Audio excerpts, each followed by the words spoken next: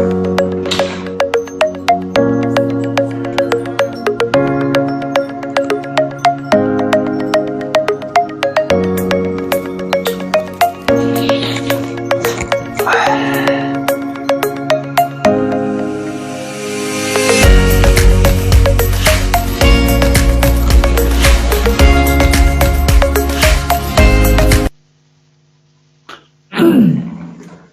ลโหลสบายดีทุกคน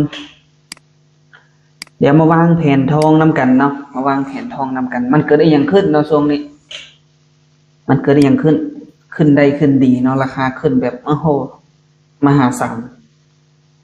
ขึ้นแบบอลังการเลยเนาะขึ้นเป็นเสาเข็มเป็นเสาไฟฟ้าแห่งสูงเลยบ่ลงเลยเนาะขึ้นเรื่อยๆโอเคเพื่อเป็นการบ่เสียเวลาเดี๋ยวเราจะมาอธิบายภาพรวมน้ำกันเนาะภาพรวมน้ำกันแต่ว่าก่อนจะเข้าไปวางแผนการเทรดในทองคำกันคือทุกคู่ค่อยสามารถวางแผนการเทรดให้ได้เลยเนาะมีแต่ว่าทุกคนอยากให้วางแผนคู่ใดหรือว่ามักการเทรดคู่ใดสกุลเงินบ่หรือว่าเป็นน้ำมันก็ได้เนาะเป็นหุ้นก็ได้พอค่อยก็ได้ศึกษาเรื่องหุ้นหลายตัวอยู่เนาะค่อยสามารถวางแผนภาพรวมของมันออกมาได้ฉะนั้นตอนนี้แม่นค่อยเคยเห็นหลายๆคนค่อยเห็นหลายๆคนเนาะทักมาหรือบางคนก็คอมเมนต์ว่าเอาแพทเทิร์นของฮาร์โมนิกนี่บางครั้งใน C ต่ำกว่า A หรือว่า C สูงกว่า A บางทีก็ C เท่ากับ A นั่นมันเกิดจากเงื่อนไขตัวใดเนาะมันเกิดจากเงื่อนไขตัวใดแล้วเขาจะเอาเหตุผลตัวใดมาอ้างอิงหรือว่าเขาจะเบิ่งในมุมมองแบบใดเนาะมันจึงจะกลายเป็นแพทเทิร์นของฮาร์โมนิกบ่หรือว่าเป็นแพทเทิร์นของอีหยังโอเคเนาะและบางคนก็ยังฮู้การตั้งค่าของ Fibo extension แล้วก็ Fibo retracement เนาะเดี๋ยวค่อยจะอธิบายทั้ง2อันเลยเนาะทั้ง2อันเลยของฮาร์โมนิกและการตั้งค่าของตัวเลขของฟิโบสัดส่วนของฟิโบฮั่นเดี๋ยวค่อยจะมาสาธิตทั้ง2อันเนาะจะสาธิตทั้ง2อันเดี๋ยวเฮาไปสาธิตตัวการตั้งค่าของฟิโบก่อนเนาะตั้งค่าของฟิโบว่าตั้งแบบใดบางคนก็ฮู้แล้วเนาะบางคนก็ฮู้แล้วแต่ว่าบางคนก็อาจจะยังบ่ฮู้ไผที่ว่าฮู้แล้วก็ดีใจนำเนาะดีใจนำแต่ก็ชมเชยแต่ไผที่ยังบ่ฮู้ก็เดี๋ยวเฮามาทำการตั้งค่านำกันเนาะโอเคไผที่มี MP4 หรือ MP5 ก็เปิดขึ้นมาเนาะไผที่มีโทรศัพท์ก็เปิดขึ้นมาหรือไผที่ใช้คอมก็เปิดขึ้นมาแล้วเฮาไปตั้งนำกันแบบนี้เนาะสำหรับไผที่ฮู้แล้วก็ดีใจนำเนาะสำหรับไผที่ยังบ่ฮู้ก็คือเฮามาตั้งนำกันโอเคบ่ให้เอาเปิด MT4 ขึ้นมาเนาะเปิด MT4 ขึ้นมาอันนี้ค่อยเปิดมาแล้วนะเปิด MT4 ขึ้นมาแล้วทุกคนเปิดแล้วบ่เปิด MT4 ขึ้นมาแล้วให้เฮาค้นหาคำว่า Fibo retracement เนาะ Fibo retracement ในโทรศัพท์มันทั้งสิเขียนให้เด้อเนาะในมือถือเฮามันทั้งสิเขียนให้ Fibo retracement คือแบบใดแต่ว่าในคอมพิวเตอร์ใน MT4 ใน MT5 มันจะมีอยู่นี่เนาะมันจะมีเห็นบ่มันจะเขียนว่า down Fibo retracement โอเคบ่ให้เอากดเข้าไปปึ้งแล้วให้เฮามากางอยู่ที่หน้าจอแบบนี้เนาะกางแบบนี้เห็นบ่กางแบบนี้โอเคโอ้ให้เอากางแบบนี้โอเคเนาะโอเคให้เอากางแบบนี้เห็นป่ะสำหรับคนที่ว่ายังตั้งค่าของฟิโบบ่เป็นเพราะว่าค่อยเคยลงในคลิปก่อนผ่านมาว่าให้ตั้งค่า78แล้วก็88เพราะว่าใน78กับ88เนี่ยมันจะเป็นมาตราส่วนหรือเป็นสัดส่วนของฮาร์โมนิกแล้วก็ของอีลิทเวฟมันจะอยู่ในนั้นเนาะแต่ว่าบางคนก็ยังตั้งบ่ค่อยเป็นก็ถ้าว่าไผตั้งเป็นแล้วก็แล้วไปถ้าไปยังตั้งบ่เป็นก็คือเอามาตั้งกันแบบนี้เนาะกดเข้าไปในโทรศัพท์หรือว่าในคอมพิวเตอร์แล้วคลิกใส่เส้นนี้เนาะเส้นนี้แล้วคลิกขวาโอเคบ่คลิกขวาแล้วเข้าไปที่ฟิโบเห็นเนาะกดเข้าไปแล้วให้เรามาพิมพ์คำว่า add นี่เนาะเห็นบ่ add นี่มาเบิ่งนี่เนาะมันว่าสิเห็นบ่บัดนี้ก็ได้กดใส่ว่า add นี่ปึ้งแล้วเห็นบ่ฝั่งนี้เขาจะเห็นตัวเลขมันขึ้นมาเขาอยากเพิ่ม2ตัวแม่นบ่เขาอยากเพิ่มอันสัดส่วนฟิโบ2ตัวก็คือ78แล้วก็88เนาะเขาก็ต้องแอดมา2อันกดเข้าไปอันห้องที่1นี่เขาจะเพิ่มเป็น78ก่อนเนาะคำว่า78นี่มันยังบ่ถึง100ถ้ามันยังบ่ฮอด100เขาต้องใส่เลข0นำหน้านะก็คือห้องนี้ห้องเลเวลนี่ให้เราพิมพ์0ใส่ก่อนเนาะ0แล้วก็จุดต้องใส่จุดเพราะว่าฝั่งนี้มันบ่ฮอด100นะถ้าบ่ฮอด100เขาต้องเอา0นำหน้าโอเคบ่ถ้า100ขึ้นไปก็ต้อง1 2 3ขึ้นไปเนาะ แต่ฝั่งนี้เขาจะเอาศูนย์นำหน้าพิมพ์ศูนย์ก่อนแล้วพิมพ์ใส่ไว้786โอเคป่ะ786เนาะแล้วฝั่งนี้ description นี่ก็ให้เราพิมพ์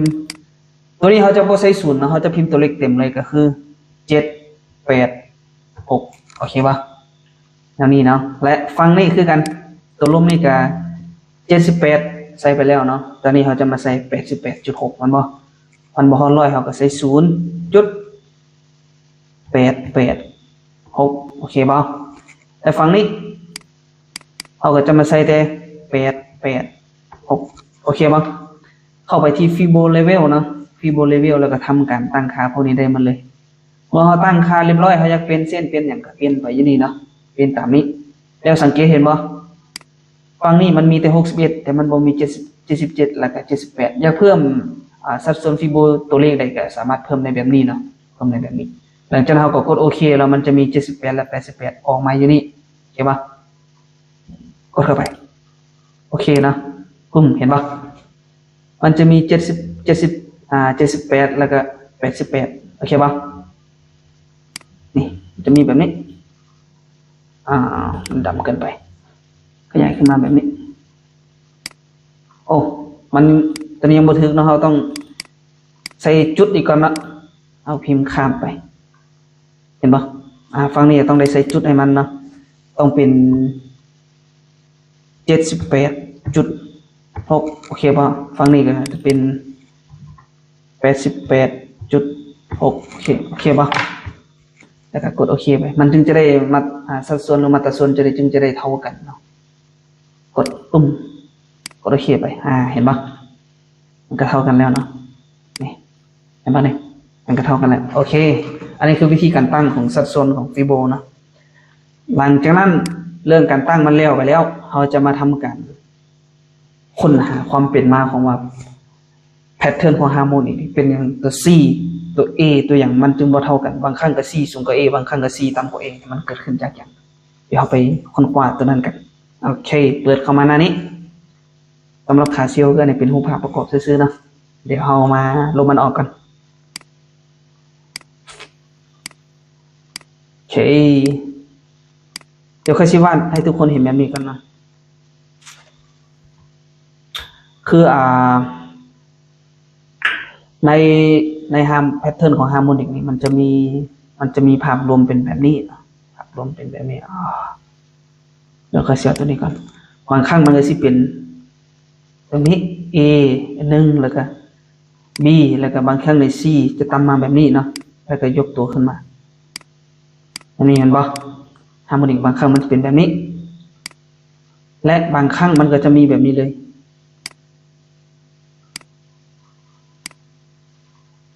บางครั้งกับตัวนี้สูงกว่าตัวนี้แล้วก็ลากขึ้นมาเห็นป่ะและบางครั้งก็จะเป็นแบบนี้เข้ากันเลยแล้วดีขึ้นมา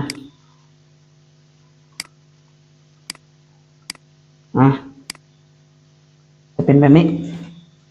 เห็นป่ะฮาร์โมนิกมันจะมีแต่แบบนี้แหละมันบ่เกินหลายพวกนี้หรอกมันจะมีแบบนี้ถ้าเป็นทางเทิงหรือว่าเป็นส่วนของฝั่งขาเซียวก็จะมีแต่เอาหูพวกนี้ปิ้นกันเนาะจะมีแต่ปิ้นกันก็มีแต่แบบนี้ตัวนี้บางทีก็ตัวนี้สูงกว่าตัวนี้แล้วก็ลากลงแบบนี้เห็นปะมันก็จะเป็นส่วนหลายฮาร์โมนิกมันจะเป็นแบบนี้และเหตุผลที่มันเป็นแบบนี้นะก็คือมันมาจากอิเล็กเวฟเป็นอย่างจึงว่ามาจากอิเล็กเวฟเดี๋ยวค่อยอธิบายแต่ละสัดส่วนเนาะเดี๋ยวสัดส่วนลบตัวออกกันว่าไปแล้วมันหลายเนาะมันหลายอธิบายอยู่ในนี้มันใช้เวลาหลายบ่ครบแล้วเนาะแต่ว่าสิอธิบายให้เพียงแต่รูปภาพเดียวแล้วก็ไปจินตนาการเอาเนาะไปจินตนาการเอาโอเคป่ะสมมุติตัวนี้ค่อยเอาเป็นตัว M ดีกว่าเนาะกรณีนี้คือ C สูงกว่ามันป่ะกรณีคือแบบนี้มันก็จะกลายเป็นฮาร์โมนิกคือแบบนี้เนาะกรณีแบบนี้จะเป็นตัวนี้ A B C แล้วก็ D เห็นป่ะ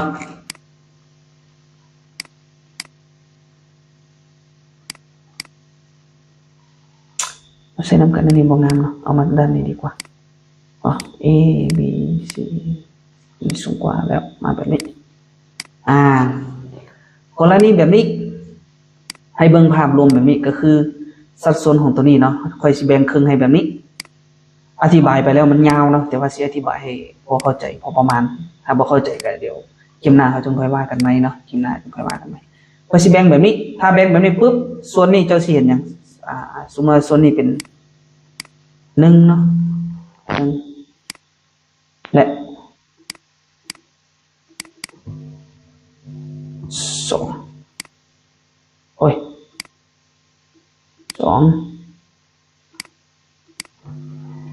1เห็นป่ะทั้งสองฝากนี่เขาจะเห็นสมมติค่อยลบตัวนี้ออกก่อนเอาบ่ลบตัวนี้ออกก่อนเห็นป่ะพอสิแบ่งตัวนี้ออกมากับมันสิกลายเป็นแบบนี้แล้วบัดนี้ก็สิกลายเป็น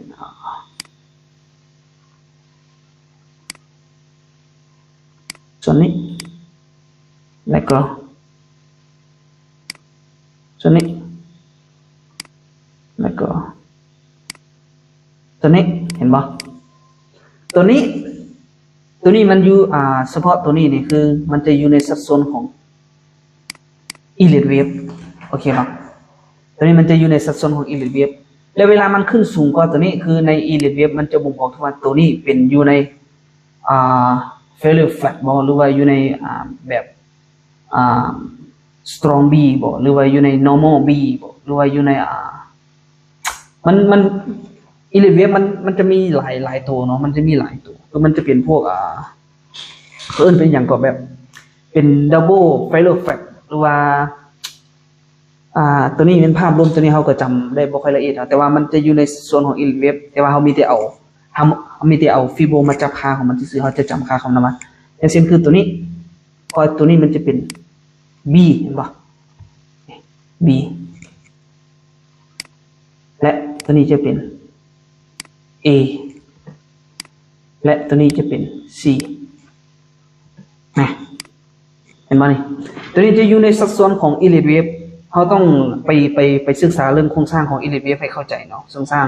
ของอิเล็กเวฟให้เข้าใจเดี๋ยวจังหวะก็สิเอาภาพประกอบในกราฟมาให้ทุกคนได้เห็นนะเพราะว่าก็สิลากเป็นฮาร์โมนิกผสมกับอิเล็กเวฟเดี๋ยวพวกเจ้าสิเห็นว่าเป็นอย่างมันจึงเป็นแบบนั้นพอสัดส่วนนี่มันที่เฮ็ดให้ C มันจุด C ตัวนี้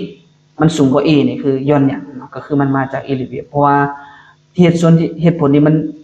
มันขึ้นไปแบบนี้เนี่ยคือมันมีผลมาจาก B นี่ว่ามันพักที่เท่าไหร่เพราะว่าเขาจะลากเป็นฟิโบเอ็กเทนชันแบบนี้แล้วก็คือจาก A วัดจากขึ้น A มาหา B เขาจะได้รู้ว่าจุด C มันจะพักตัวอยู่ที่เท่าไหร่นั่นบ่พอจุด C มันก็จะพักตัวที่78และ88เหตุผลนี้มันเฮ็ดให้C นี่สูงกว่า A ถ้ามันเป็นสมมุติกรณีมันเป็นของ W ก็คือกันกรณีของ W ก็เหตุผลนั้นก็จะให้ C ต่ำกว่า A โอเคบ่กรณีที่มันเป็น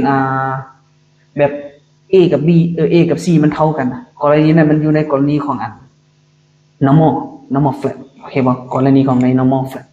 พอมันจะได้มันบ่ตุ่นกันมันจะอยู่ในนั้นมันจะอยู่ในส่วนที่ว่าเท่ากันหรืออีกแบบนึงเขาเจ้าก็เอิ้นเป็น bottom double bottom หรือว่า 3 extension เขาเจ้าจะเอิ้นกันเห็นบ่มันจะเป็นแบบนี้ภาพรวมของมันโอเคบ่เหตุผลนี้แหละจึงเฮ็ดได้ว่า C เป็นหยังมันจึงสูงกว่า A C เป็นหยังมันจึงต่ำกว่า A บางครั้งก็สูงกว่า A บางครั้งก็ต่ำกว่า A แล้วเขาจะเอิ้นแพทเทิร์นนั่นคือเอิ้นแพทเทิร์นแบบใดมันจะมีหลายแบบนะกรณีคือถ้า C สูงสมมุติว่าอยู่ทางเทิงเนาะเป็นรูปแบบของขาเซลล์นะสมมุติเป็นรูปตัว M คือเป็น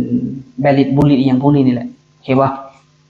ถ้าสมมุติเป็นขาเซลล์นี่ทางมันเกิดทางเทิงถ้าว่า C สูงกว่า A บางทีมันก็จะเกิดเป็นพวกซีเฟอร์แพทเทิร์นของซีเฟอร์บ่หรือแพทเทิร์นของกรณี C สูงกว่า A เนี่ยส่วนใหญ่มันจะเกิดเป็นแพทเทิร์นของซีเฟอร์และกรณีทั้งลุมมัน C ต่ำกว่า A ก็กลายเป็นซีเฟอร์คือกันโอเคป่ะมันจะซับกันอยู่แบบนี้ถ้ากรณีมันA กับ C มันเท่ากันบางทีมันมีโอกาสจะกลายเป็นแกลบมีโอกาสที่จะกลายเป็นบัตเตอร์ไฟนี่มันมีหลายแบบที่จะเกิดขึ้นอยู่ที่ว่าหน้างานตัวจริงจุด B มันพักที่เท่าไหร่จุด B เขาจะให้ค่าพักที่38 61กรณีมันเป็นของพวกบัตเตอร์ไฟหรือว่าเป็นพวกแกลบนะแต่ถ้ามันพักลึกกว่านั้นหรือพักสูงกว่านั้นมันก็จะกลายเป็นกรณีของอีกแบบนึงอันบ่ล่ะฉะนั้นเราต้องเข้าใจการนำไส้ของฟิโบและเข้าใจสัดส่วนของอิเล็กเวฟพอสัดส่วนของอิเล็กเวฟเนี่ยมันจะมีหลายๆอย่างมันจะซับซ้อนกันอยู่ในนั้นเนาะถ้าเว้าไปก็คือสิบ่จบอันยาวแต่เคยจะเว้าคร่าวๆให้เข้าใจในแบบนี้ก่อนเนาะ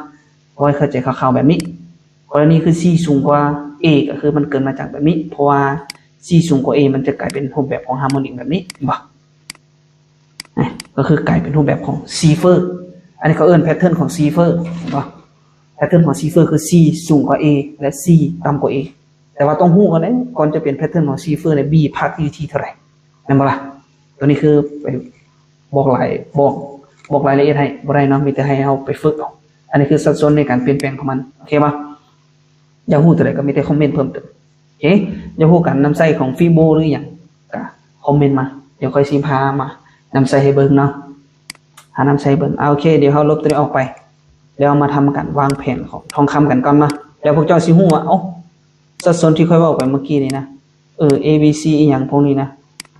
เป็นอย่างคือฮาร์โมนิกมันเป็นแบบนี้อิเล็กเวฟเป็นแบบนี้เดี๋ยวพวกเจ้าสิเห็นในกราฟตัวจริงนะเดี๋ยวค่อยเสียให้พวกเจ้าได้เบิ่งโอเคป่ะโอเคเดี๋ยวมาเบิ่งตรงนี้ก่อนอันดับแรกก็มาเบิ่งโครงสร้างของ Market Structure ก่อนนะตอนนี้คือโครงสร้างของ Market Structure ถูกทำลายไปเรียบร้อยคือค่อยได้เว้ามา 2-3 คลิปผ่านมาแล้วเนาะก็คือโครงสร้างของ Market Structure ในไทม์เฟรม1ชั่วโมง30นาที15นาทีทำลายไปหมดแล้ว5นาทีทำลาย15นาทีทำลาย30นาทีทำลาย1ชั่วโมงทำลาย4ชั่วโมงทำลาย day 1ทำลายแล้วโอเคป่ะ day 1ทำลายไปแล้วฉะนั้นเมื่อ day 1ทำลายไปแล้วคือ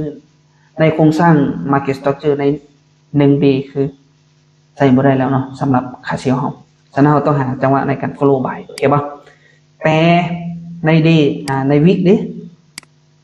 มันมีการเปลี่ยนแปลงแล้วบ่เดี๋ยวมาเบิ่งใน week นำกันยูวิกก็มีการเปลี่ยนแปลงแล้วโอเคป่ะวิกก็มีการเปลี่ยนแปลงแล้วฉะนั้นจะบ่เบิ่งยาวเนาะอาจจะเบิ่งแต่ประมาณเดย์วิกเท่านั้นเป็นหลักแล้วก็พอละเดี๋ยวจะมาอธิบายโครงสร้างอันนี้นำกันตอนนี้เป็นอย่างมันจึงกลายเป็นแบบนี้แล้วก็ขึ้นคือว่าค่อยเว้าในคลิปผ่านมาเนาะในคลิปผ่านมา2คลิปค่อยว่าตัวนี้มันจะมีโอกาสจบเป็นฮาร์โมนิกนะโอเคป่ะเพราะว่าอย่างเป็นมาจึงจบฮาร์โมนิกเพราะว่ามันจบฮาร์โมนิกของ4ชั่วโมงมาแล้วฉะนั้น4ชั่วโมงนี่มันบ่รวมก็คือต้องไปจบฮาร์โมนิกของเดย์นึงความจริงแล้วน่ะคือฮาร์โมนิกนี่เป็นเพียงการเบิ่งมุมมองกว้างๆซื่อๆสิ่งที่เจได้ฮู้แท้ๆก็คืออิเล็กเวฟจะเป็นตัวบ่งบอกว่ามันจะไปฮอดอยู่ไสเป้าหมายมันน่ะนะเข้าใจบ่เหตุผลที่มันมาจบในฮาร์โมนิกของเดย์นึงก็คือว่าเราจะวัดเป็นฟิโบของ detachment และ extension เราจะวัดแต่ x มาหา a นี้แล้วเราจะรู้ว่าใน78และ88อยู่ใส่ก็คือสัดส่วนดีนี่ก็คือมันใน78แล้วก็88นี่คือมันจะเป็นส่วนซัพพลายเนาะมันจะเป็นส่วนซัพพลายของตัวที่นักลงทุนรายใหญ่ก็จะมักลิ้นนำกันคือเขาจะลิ้นที่78แล้วก็88แล้วก็ใน100เป๊ะๆนี่เขาจะบ่ลิ้นรายใหญ่เขาจะบ่ลิ้นตัวเลขกลมๆรายใหญ่จะบ่ลิ้นโอเคบ่เลขกลมๆรายใหญ่จะบ่ลิ้นรายใหญ่จะลิ้นที่กลางแล้วก็สูงกลมๆเขาจะบ่ลิ้นอันนี้แหละเหตุผลเขาจะจึงบอกว่าไปหอดแนวต้านแล้วทะลุไปหอดแนวรับแล้วทะลุอันนี้คือเหตุผลของรายใหญ่เขาจะบ่ลิ้นที่เนี่ยครับแนวต้านเนาะโอเคบ่สังเกตไหมถ้าสมมุติมันทะลุ78หรือ88นะ100นี่นะเอาบ่อยู่นี่มันจะมาที่127 138พวกนี้พุ่นล่ะเพราะว่าใน100เป็นส่วนแนวต้านตัวเลขกลมๆของเลขส่วนสัดส่วนของฟิโบเด้อันนั้นเขาจึงบอกว่ารายใหญ่จะบ่ลิ้นในจุดนั้นโอเคบ่ตัวนี้คือจบแล้วเนาะในเดย์นึงเดย์นึงฮาร์โมนิกนี่คือเขาจะฮู้ได้จังได๋ว่ามันจบหรือบ่จบนี่เขาจะมีอยู่2เงื่อนไขแล้วก็3มีเงื่อนไขที่3ของอิเล็กเวฟมาผสมก็คือเงื่อนไขของอิเล็กเวฟก็คือมันกลายเป็นแบบนี้เนาะมันเกิดเป็นA B C แบบนี้เกิดขึ้นมาโอเคป่ะมันเกิดเป็นซิกแซกเกิดขึ้นมาเนาะซิกแซกเกิดขึ้นมาเพราะว่า B มันพักลึกเกินไปก็จึงเฮ็ดให้ C มันดีดขึ้นยาวเนาะอันนี้คือพวกเจ้าไปเบิ่งนักสิฮู้ดอกเป็นหยังเหตุผลมันถึงเกิดแบบนี้ถ้าสมมุติ C มันพักที่นี่เอาแต่ขึ้น0มาหา A นี่ถ้าสมมุติ C มันพักลึกที่78หา88หรือหา100แล้วมันหลุดบ่ได้ก็คือมันจะกลับไปเท่าโตเลยโอเคบ่อันนี้คือหลักการของการใส่พวกอิเล็กเวฟเนาะเข้าใจโครงสร้างของอิเล็กเวฟเข้าใจโครงสร้างของฮาร์โมนิกมาผสมเข้ากันแต่สำคัญคือฟิโบทุกการขึ้นดิ่งมันจะอยู่ในสัดส่วนของฟิโบเป็นหลักเนาะสัดส่วนของฟิโบเป็นหลักฉะนั้นเป็นหยังค่อยจึงว่ามันมีสัดส่วนของฮาร์โมนิกและสัดส่วนของอิเล็กเวฟเพราะตัวนี้มันเข้าอยู่ในสัดส่วนของอิเล็กเวฟโอเคป่ะ ก็คืออยู่ใน normal b อยู่ใน normal b มันอิเล็กเวฟมันเข้าและฮาร์โมนิกก็เข้าเห็นปะเวลามาโตไปนี่เขาจะเห็นอย่างเดี๋ยวค่อยจะคิดตัวนี้ออกกันนี่เหตุผลของมันทุกสัดส่วนนี่เป็นของอิเล็กเวฟหมดเลยปึ้งนางเดี๋ยวเปลี่ยนให้มันง่ายขึ้นหน่อยนึงกันเห็นปะนี่เราเห็นจุดนี้ A B แล้วเราสามารถเป็นสัดส่วนของอิเล็กเวฟได้ก็คือตัวนี้จะเป็น A B แล้วก็ C นะนั่นบอกละเขาแบ่งเครื่องออกไปมันจะเป็นของอิเล็กเวฟสนาฮาร์โมนิกนี่เป็นเพียงแต่แบบคล้ายๆคือเป็นภาพรวมตัวมาประกอบให้มันซื่อๆตัวมาประกอบให้มันนะโอเคมันจะไปอยู่นี่นะมันจะไปเท่านี้นะจุดสำคัญของมันที่สุดคือบริอยู่ที่ฮาร์โมนิกนะให้จำไว้เห็นเนาะฉะนั้นตัวนี้ในแพทเทิร์นของฮาร์โมนิกคือจบไปแล้วในเดือนหนึ่งคืออีกน้อยหนึ่งจะจบเนาะยังบ่จบแบบสมบูรณ์แบบเป็นอย่างจังว่าบ่จบแบบสมบูรณ์แบบคือในการพักตัวของมันอยู่จุดนี้นะอันพักแบบยังบ่สมเหตุสมผลนะเพราะว่าถ้าตามหลักการของฮาร์โมนิกแล้วหรือตามหลักการของอิเล็กเวฟแล้วคือมันพักตัวแบบบ่สมเหตุสมผลเดี๋ยวจังหน่อยมาเบิ่งนำกันเป็นอย่างจังว่าบ่สมเหตุสมผลเห็นป่ะ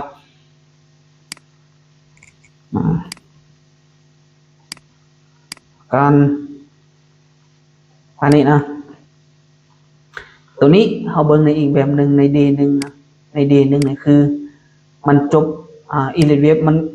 มันยังบ่จบของอิเล็กเวฟซ้ำเนาะเดี๋ยวเชื่อให้ทุกคนได้เห็นแบบนี้อิเล็กเวฟคือเขานับกันแบบนี้โอ้แม่นนะผิดของอิเล็กเวฟตัวนี้1 2และตัวนี้มันมีโอกาสกลายเป็นได้เพียงแต่ขึ้น3เท่านั้นโอเคมั้ยกลายเป็นเพียงขึ้น3แล้วจะกำลังจะกลับขึ้นมาเป็น4แล้วกลับมาเป็น5แค่นี้เป็นอย่างจังว่าแบบนี้เพราะว่าในขึ้น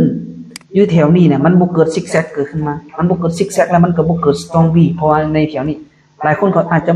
มองเป็นแบบนี้เนาะหลายคนจะมองเป็นแบบนี้1 2แล้วก็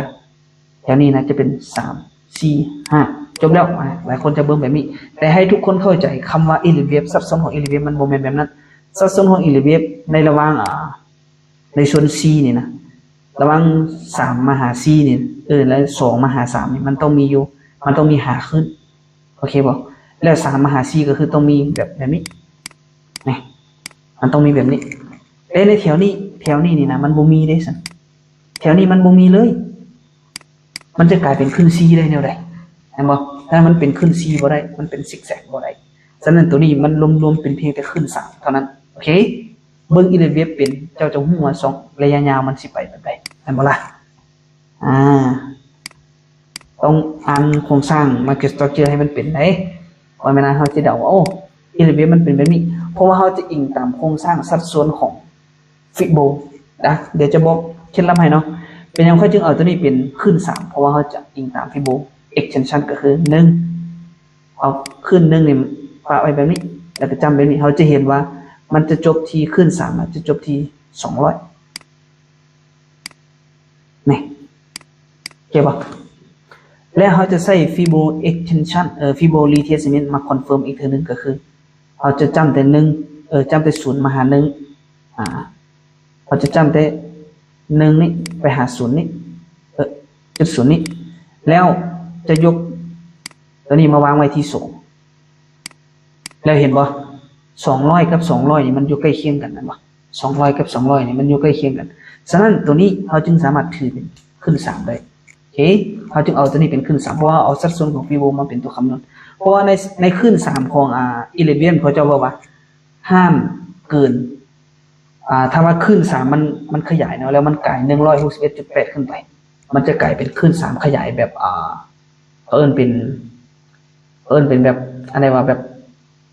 ซัพพอร์ตบ่อีหยังพวกนี้แหละเพราะมันกลายไปมันใหญ่เกินไปเด้มันใหญ่เกินไปจึงให้ได้เป็นขึ้น3ขยายแบบมหาการและเป็นขึ้น3ขยายแบบคุณภาพที่สูงที่สุดก็เลยให้ได้มันจะเกิดเป็นขึ้น C ที่กลายเป็นขึ้น C แบบ กลายเป็น strong B หรือว่ากลายเป็น zigzag ที่ว่าแบบมหาศาลขึ้นกันอันนั้นแหละเหตุผลที่ได้เป็นอย่างทองมันจะขึ้นเรื่อยๆบางคนก็ว่าเหตุผลมาจากการเลือกตั้งบางคนก็ว่ามาจากการเฟดการปรับดอกเบี้ยบางคนก็มาจากว่าตัวนี้ตัวนั้นให้พวกเจ้าเบิ่งภาพรวมกันคือทุกอย่างนี่มันเกิดมาจากปีนึงนะครบรอบปีนึงเนี่ยมันจะมีเรื่องพวกนี้เกิดขึ้นปีกายก็เกิดสงครามแม่นบ่เห็นบ่เดี๋ยวลบพวกนี้ออกหมดก่อนปีกายเกิดสงครามนี่มันขึ้นเรื่อยๆขึ้นเรื่อยๆปีกายเกิดสงครามเห็นบ่มันขึ้นอันนี้คือปีกายวันนั้นมันลงมาปุ๊บอันนี้ก็ควบปีพอดีปีนี้ใกล้ๆจะหมดปีละอีกเดือนนึงก็หมดปีแล้วแม่นบ่มันก็ดีขึ้นมาเพราะปีกายเกิดสงครามปีนี้เกิดการเลือกตั้งนะทุกปีมันจะมีแบบนี้โอเคบอกทุกปีมันจะมีแบบนี้ฉะนั้นตัวนี้ในมุมมองของค่อยซื้อนะถ้าไปเข้าใจอีเลเวฟสำคัญในใครเข้าใจหรือไม่เข้าใจพวกเกี่ยวดอกใครที่วางแผนถือผู้นั้นเข้าใจอีเลเวฟโอเคป่ะฉะนั้นภาพรวมของค่อยสามารถมองได้เป็นแบบนี้ซื้อนะก็คือ1 2แล้วก็ตัวนี้เป็นเพียงแต่ขึ้น3และตอนนี้มันกำลังสร้างเป็นขึ้น4เพราะขึ้น4นี่เป็นขึ้นของการพักตัวก็คือเกิดเป็นซิกแซกโอเคป่ะถ้าเกิดเป็นซิกแซกฉะนั้นอยู่นี่มันมีโอกาสที่จะกลายเป็นมันจะสร้างมาเป็นขึ้น5ในวันจันทร์เนาะสร้างมาเป็นขึ้น5ฉะนั้นก็มันมีโอกาสที่จะจบแบบนี้มีโอกาสที่จะจบแบบนี้ก็คือในตอนนี้อีเลเวียมในขาลงยังบ่จบฉะนั้นมันมีโอกาสที่จะจบเป็นมันมีโอกาสที่จะย่อลงมาแบบนี้โอเคป่ะย่อลงมาแบบนี้ประมาณ 50% แล้วดึงกลับไปกลายเป็นแพทเทิร์นของโอเคป่ะมันมีโอกาสที่จะกลายเป็นแบบนี้ฉะนั้นก่อนที่มันจะกลายเป็นแบบนี้ก็คือมันต้องสร้างอีเลเวฟของขึ้น5ให้ได้ก่อนเห็นไหมเพราะว่าตอนนี้ขึ้น5มันยังสร้างบ่จบฉะนั้นขึ้น5มันมีโอกาสที่จะมาสร้างแบบนี้ขึ้น5มีโอกาสที่จะสร้างแบบนี้ฉะนั้นเราต้อง follow ที่ขึ้น5ให้มันจบก่อน follow ที่ขึ้น5ให้มันจบแล้วจึงจะหัวทองคำมันจะไปทางใดโอเคแล้วจึงจะหัวทองคำมันจะไปทางใดฉะนั้นสำหรับมื้ออื่นเรามาวางแผนกันก็คือแบบนี้ก็คือในเฮ็ด4ชั่วโมงเนาะมาวางแผนกันคือแบบนี้เราจะเห็นแนวต้านหลายเนาะเห็นแนวต้านหลายนี่ตัวนี้ก็เป็นแนวต้านและตัวนี้ก็เป็นแนวต้านนี่เราจะเห็นหลายแนวต้านอันนี้ก็เป็นแนวต้านโอ้แต่ว่านานอีกนานกว่ามันจะไปฮอดฉะนั้นภาพรวมของเรานะตอนนี้คือเราจะมาลิ้นกันก็คือแบบนี้เพราะว่าเราจะหัวฮาร์โมนิกจบแล้วว่าเราจะเอาตัวฮาร์โมนิกมาเป็นหลักก็คือตีฟิโบแต่ x มาหา a นี้แล้วเราจะตีฟิโบทั้ง2แบบก็คือ b หา c และเขาจะบอกรายละเอียดตัวนี้ว่าไปแล้วมันยาวเนาะเราจะบอกแต่ภาพรวมแบบนี้ฉะนั้นทองคำมันมีโอกาสที่จะเทในจุดนี้นะจะเทในจุดแถวๆนี้นะประมาณ 60% โอเคป่ะพอมันจะเทมา 50% ในสัดส่วนของฟิโบหรือในสัดส่วนของโครงสร้างของ market structure นะมันมีโอกาสที่จะเทมาประมาณ 60% เทมาแต่ว่าเทมาบ่หลายเลยเทมาเพียง 50% แล้วเขาจะฮู้ได้คือว่า 50% คือเขาจะตีฟิโบแต่จุดนี้จุดตัวที่มันพักตัวประมาณนี้เนาะตีมาหานี้แล้ว50อยู่ใส่คือ50อยู่นี่เนาะเห็นป่ะนี่คือ50นะฉะนั้นทองคำมันมีโอกาสที่จะลงมาพักตัวได้เพียงแต่เท่านี้เขียนป่ะในจุดนี้เขาจะบอกให้เซลล์เพียงแต่ 50% สำหรับใครที่เข้าใจเรื่องฮาร์โมนิกเพราะว่าฮาร์โมนิกเขาจะบอกกันแบบนี้ก็คือแบบนี้เห็นนะถ้ามันจบแล้วปุ๊บมันจะเทมาเพียงแต่ 50% เท่านั้นถ้าลด 50% ก็คือบ่ขึ้นแล้วโอเคถ้าทองคำมันลด 50% คือบ่ขึ้นแล้วโอเคป่ะแต่ถ้าสมมติมันเทมาแล้วบ่ฮอด 50% ให้พวกเจ้าเข้าใจว่ามันจะขึ้นแล้วนะโอเคพอมันขึ้นแล้วปุ๊บสมมติมันเทมาแบบนี้แล้วมันขึ้นแบบนี้พวกเจ้าคือมันจบอีหยังพวกเจ้ามันคือมันจบอีหยังพอมันจบเป็นอีเลเวฟของขึ้น5แล้วมั้ยนะเขาอิงตามโครงสร้างในเขาบ่ได้มโนเนาะเขาอย่ามโนตามโนในตลาดคือเขาจะเทรดบ่เป็นเลยเขาจะเทรดแบบสเปซก่อน เห็นบ่นี่1 2แล้วก็ตัวนี้อันนี้เป็น3เห็นบ่3และตัวนี้มาสร้าง4อยู่นี่4แล้วก็ลงมาเป็น5ถ้า5มันจะมาสำนี้ก็แล้วแต่หรือมาเท่าไหร่ก็แล้วแต่ประมาณนี้นี่มันจึงจบแม่นบ่พอจบในขึ้น5ปุ๊บมันจะเริ่มมานับเป็น1 2 3 4 5หรือจะเริ่มมานับเป็น A B C D อีกเท่านึงแม่นบ่ล่ะจะเริ่มมานับเป็น A B C แล้วก็จะเป็น A B แล้วก็ C นะมันจะเป็นแบบนี้มันทุกอย่างคำว่า irregular wave กับฮาร์โมนิกมันจะผสมกันไปแต่หลักแกนสำคัญของฮาร์โมนิกก็คือ irregular wave แกนสำคัญของฮาร์โมนิกก็คือ irregular wave ได้ irregular wave อันบ่แม่นฮาร์โมนิกคือตัวสำคัญบ่แม่น irregular wave คือตัวสำคัญของฮาร์โมนิกโอเคป่ะสำหรับมุมมองของวันจันทร์ที่เราจะเห็นกันมันจะมีประมาณนี้แต่จำไว้ว่าเราจะบริลินในฮัมนาตันเป็นอย่างไรจึงว่าบริลินในฮัมนาตันเพราะเราเล่นในสัดส่วนของฟิโบได้นี่เราตีไปในมานี้เราก็สามารถคิดได้เลยว่าโอเคส่วนนี้นะเราจะมาร์กเป็นส่วนสีฟ้าเลยนะสีฟ้า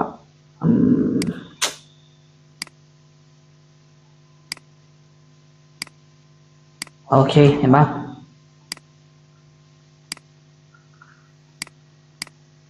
พอเราอิงตามสัดส่วนของฟิโบนะอิงตามสัดส่วนของฟิโบแล้วก็อิงตามสัดส่วนของฮาร์โมนิกคือกันเพราะมันมี2เงื่อนไขนะ